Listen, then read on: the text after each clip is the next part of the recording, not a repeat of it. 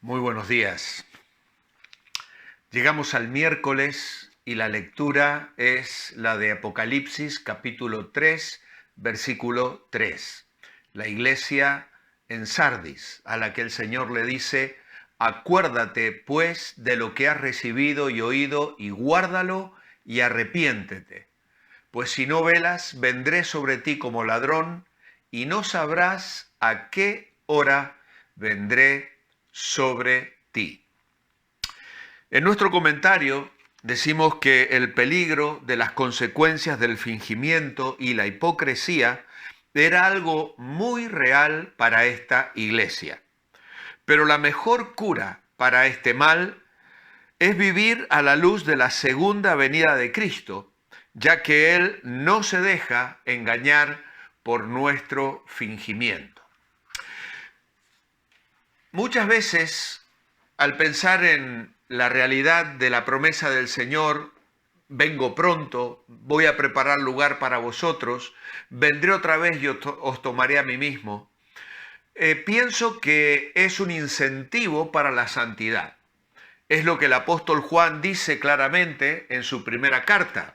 En el capítulo 3, versículo 1 al 3 dice: mirad cuál amor nos ha dado el Padre para que seamos llamados hijos de Dios. Por esto el mundo no nos conoce porque no lo conoció a Él. Amados, ahora somos hijos de Dios y aún no se ha manifestado lo que hemos de ser. Pero sabemos que cuando Él se manifieste, seremos semejantes a Él porque le veremos tal como Él es. Y todo aquel que tiene esta esperanza en Él se purifica a sí mismo como Él es puro. Así que Primera Juan capítulo 3 versículos 1 al 3 nos habla claramente de la bendición que hemos recibido al ser hechos hijos de Dios y cómo la esperanza de ser semejantes a Él cuando le veamos como Él es nos debe llevar a una vida de santidad. Pero no tenemos que olvidar cómo acaba el capítulo 2. En el versículo 28 dice: y ahora, hijitos, permaneced en Él, para que cuando se manifieste tengamos confianza, para que en su venida no nos alejemos de Él avergonzados. Este versículo me hace pensar que la escena relatada en Génesis 3, la escena del huerto del Edén, puede volver a repetirse. Nuestros primeros padres, escondiéndose de la voz de Dios que venía a su encuentro como habitualmente hacía para pasearse con Adán y Eva al aire del día. Nuestros padres habían pecado, habían tomado del árbol que Dios les había dicho que no debían comer. Y ahora que conocen que están desnudos, que han cosido hojas de higuera porque se avergüenzan el uno frente al otro, se esconden también de Dios, de ese Dios que les ama y que les busca. Y esto sin duda es algo terrible, algo verdaderamente triste. Pero más triste es pensar que esto puede volver a repetirse cuando el Señor venga a buscar a su iglesia. ¿Cómo te va a encontrar? ¿Cómo me va a encontrar a mí? ¿En qué nos encontrará ocupados? Orando, sirviéndole, alabándole, viviendo para su gloria, viviendo en comunión con Él, ¿o nos avergonzaremos? ¿O tendremos que pedirle un tiempo para tratar de arreglar algunas cosas que no hemos arreglado en nuestra vida, cosa que no podremos hacer? Sería verdaderamente triste que en lugar de abrir nuestros ojos maravillados con la bendita esperanza y experiencia de contemplar la hermosura de nuestro Salvador, tengamos que ocultarnos avergonzados por no estar viviendo en santidad. Creo que es una seria advertencia.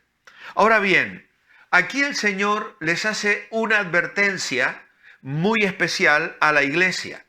Leemos en nuestro comentario: Por esa razón el Señor hace una seria advertencia. Cualquier día nos vamos a encontrar cara a cara ante Él, despojados de todo fingimiento y expuestos a la luz tal como somos, enfrente del universo entero. Bueno, yo en realidad no sé si será enfrente del universo entero. No sé en qué condiciones se va a llevar a cabo el tribunal de Cristo, donde mis obras van a ser evaluadas, donde todo lo que soy y lo que hago va a traducirse en un material permanente como oro, plata o piedras preciosas, o si no se va a revelar que simplemente ha sido madera, heno y hojarasca que va a ser quemado ante la mirada de fuego del juicio que el Señor va a hacer de mis obras, de mi vida y de mi ministerio. Ahora la iglesia en Sardis se le llama la atención. Recuerda, pues, cómo ha recibido y oíste, añade el Señor. Es decir, trae a la memoria como un recordatorio lo mucho y bueno, cuánto y de qué calidad que oíste al recibir el mensaje de salvación, con sus promesas, sus privilegios y también con exigencia de verdadero discipulado. Todo eso lo tienes recibido, pero lo tienes bajo la ceniza, frío, inactivo, agonizante. Tristemente, la iglesia de Sardis es una iglesia que agoniza. Es una iglesia que ha perdido la perspectiva. Es una iglesia que ha abandonado la pasión.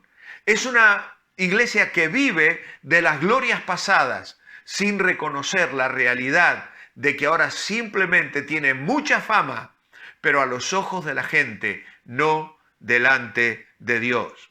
Así que los verbos de esta cláusula proporcionan amplia evidencia de que había transcurrido mucho tiempo desde que habían oído por primera vez y creído el mensaje del Evangelio. El verbo recordar parece referirse no solo al pasado inmediato de unos pocos años antes, sino el pasado distante de más de una generación. Si el Evangelio llegó a Sardis a mediados de los años 50 y Juan escribió Apocalipsis a mediados de los 90, entonces habían transcurrido 40 años desde el inicio de la fundación de la iglesia, del primer amor, del evangelio ferviente, del trabajo y de todo lo que hizo de aquella iglesia una iglesia pujante y vigorosa. Luego el griego utiliza el tiempo perfecto del verbo recibir para indicar que había transcurrido un tiempo considerable. Los cristianos de primera generación habían puesto en práctica su fe, pero la segunda generación se limitaba a descansar en lo que había sucedido en el pasado. Por eso Jesús les ordena que sigan recordando lo que habían hecho sus padres, porque aquella primera generación había recibido el mensaje de la salvación, lo escuchó y siguió con obediencia las instrucciones que recibieron. Ahora, la segunda generación todavía poseía el mensaje del Evangelio, pero ahora se les indica que lo guarden, que lo salvaguarden. Jesús no dice que la palabra de Dios debe ser conservada y protegida en una gaveta, en una estantería, en un armario, sino que sus enseñanzas deberían reconocerse, seguirse y obedecerse. Así pues, ordena a los lectores y oyentes que obedezcan el Evangelio y se arrepientan de su inactividad y de su indolencia. Y el verbo cumplir se refiere al Evangelio y el verbo arrepentirse a un cambio radical en el interior de la vida de cada uno de los miembros de esta iglesia. En nuestro comentario tenemos guárdalo y arrepiéntete, continúa el Señor. Por guardar se usa el verbo tereo, que implica algo interior, una observancia cordial. Arrepiéntete indica la urgencia del cambio de mentalidad, de una vez por todas, mientras que guarda está en presente porque indica algo que debe continuar. El Señor quiere que se produzcan cambios permanentes en nuestra vida, no que sean como neblina que aparece y luego se esfuma en unos breves momentos. Eso es triste. Podemos tomar una semana de campamentos, aunque ahora durante el confinamiento no los hemos podido realizar. Pero ¿cuántas veces hemos vivido días enteros donde nos ha parecido estar en pedazos de cielo aquí sobre la tierra, en comunión el pueblo de Dios, recibiendo la palabra, alabando al Señor? Y hemos tomado compromisos y hemos dicho: el Señor me ha ministrado, ha transformado mi vida, y nos hemos propuesto nuevas metas. Pero luego volvemos al valle, a la lucha cotidiana, a la rutina, a enfrentar el pecado y las tentaciones, los hábitos de todos los días, y nuestra pasión se apaga, nuestro fervor mengua, nuestro compromiso se diluye, nuestra santidad desaparece y volvemos a la mediocridad y al fracaso espiritual, y nos olvidamos de los compromisos y de la santidad. Otras veces puede suceder en el culto. Vamos el domingo a la iglesia, otra cosa que no estamos pudiendo hacer. Pero ¿está hablando el Señor a tu corazón cada domingo, aún sentado en tu hogar, escuchando la palabra a través de los medios de comunicación, escuchando la alabanza, los testimonios y el mensaje que cala el alma? ¿Eso está repercutiendo en cambios reales en tu vida y en la mía? ¿O simplemente se está traduciendo en un buen tiempo, en un buen pasar, en una bendición más, pero que luego no se transforma en victoria real sobre el pecado? Ahora, añade más aquí. Como ladrón es una frase que Pablo usa en 1 Tesalonicenses 5, Pedro la usa en 2 de Pedro capítulo 3 y versículo 10, y es una frase que el Señor Jesús usará también en Apocalipsis capítulo 16 y versículo 15. Ahora, la idea, como hemos explicado el domingo, es que deben estar alertas. El ladrón no sabemos en qué momento va a llegar. Por eso el Señor dice: no sabes para nada a qué hora vendré sobre ti.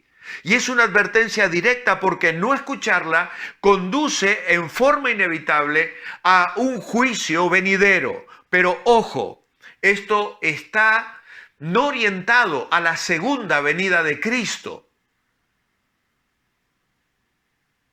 de la cual hemos meditado recién.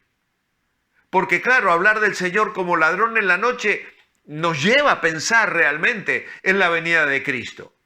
Pero entiendo que aquí el Señor está hablando de una advertencia directa a estas iglesias concretas. Porque en todas las cartas se habla de la venida del Señor, a Éfeso, a Pérgamo, a Tiatira, a Sardis y a Filadelfia. Y 3 de ellas contienen esta información junto con la seria advertencia de que se deben arrepentir. Éfeso, Pérgamo y Sardis deben arrepentirse, porque si no el Señor vendrá. Eso quiere decir que en estos 3 casos el arrepentimiento de las personas y la venida del Señor deberían interpretarse en relación con el contexto histórico de ese tiempo.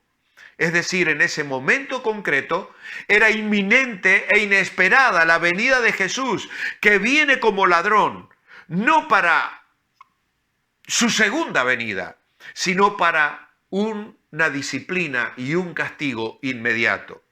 Por lo tanto, no se hace referencia a la segunda venida de Cristo, sino a una visita súbita e inesperada a una iglesia muerta por la falta de arrepentimiento, para traer corrección y disciplina.